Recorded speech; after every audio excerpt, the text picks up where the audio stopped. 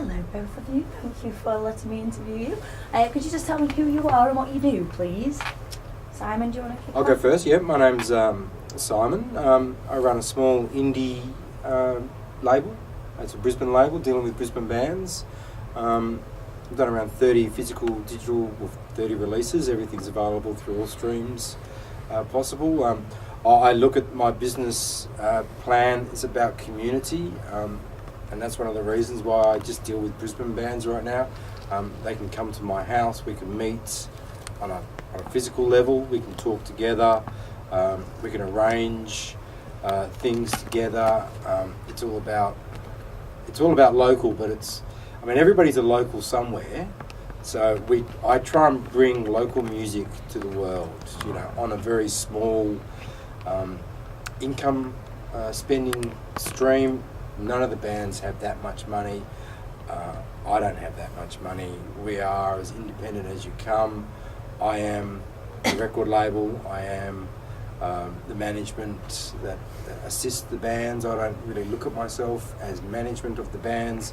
I look at myself as a devil's advocate almost, where we'll sit down as a council or a community as part of the band, 2 band members and myself, bring suggestions to the table, and we try and nut it out from there.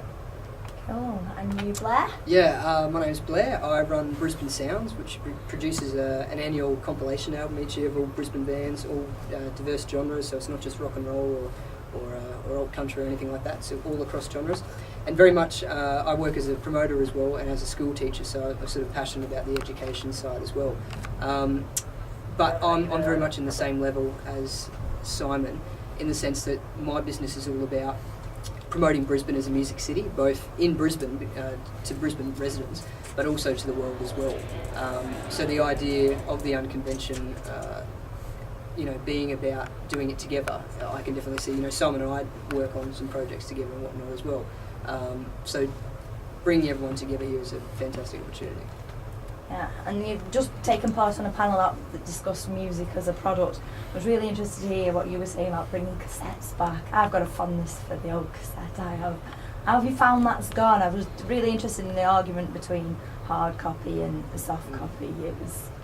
Well, my history in the actual industry itself, I still look at myself as a punter, which I don't know if that's a term that you use in the UK, but it's someone who's into music. I grew up in the live boom of music within Australia. Australia is a large country with a small population, but Australia, and I think it's anything we do, because we're so far away from anywhere and everywhere, that we do, I suppose, fight above our weight.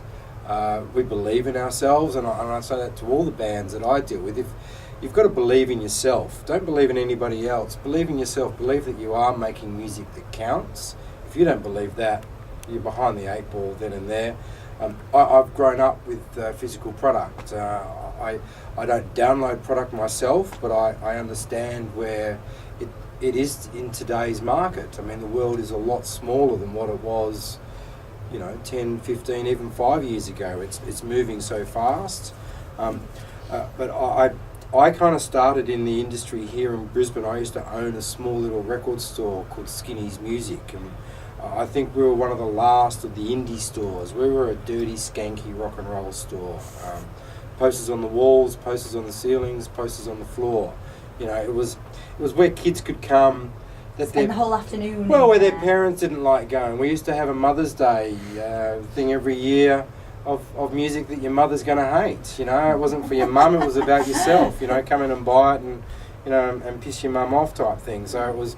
I still believe in the physical product, and it as I said in the panel, it gives the artists themselves, and musicians are artists, that they can show their opinion more than just the music that they're playing. They can show it in their artwork. They can, and the punter can take it home with them. You can always take home the memories of a gig, but I still believe in physical product. We've just released our first full-length album as in vinyl, and now I look at myself more seriously as a record label, that I've released a live album, I've released a double album, and now I'm releasing vinyl. It's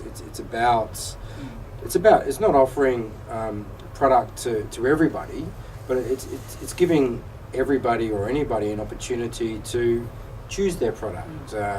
The UK market, it's lucky that there's 30-40 million people there in a small area that you can sell more product. You know, it's hard here in Australia because we are such a small market that we need to diversify probably more. And it's, as Blair says, you know, up on the panel, the British release 1,000 7-inches as a limited edition, available for one day only type thing, and grab them while you can type thing. And it's a great way of giving something to your fans back.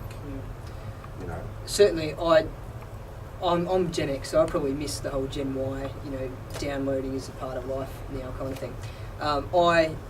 I love the physical release because, you know, we do it with Brisbane Sounds, but then at the other side, I also know that digital is the way of the future, and you have to adapt. You have to be using that. So, you know, we take over, when I go to the conferences in just South by Southwest in March, we took over band tags, which are tiny, like business cards basically, with a digital download code on it. So you're getting my business card, but you're also getting you know, music on the card as well that you go to a website for.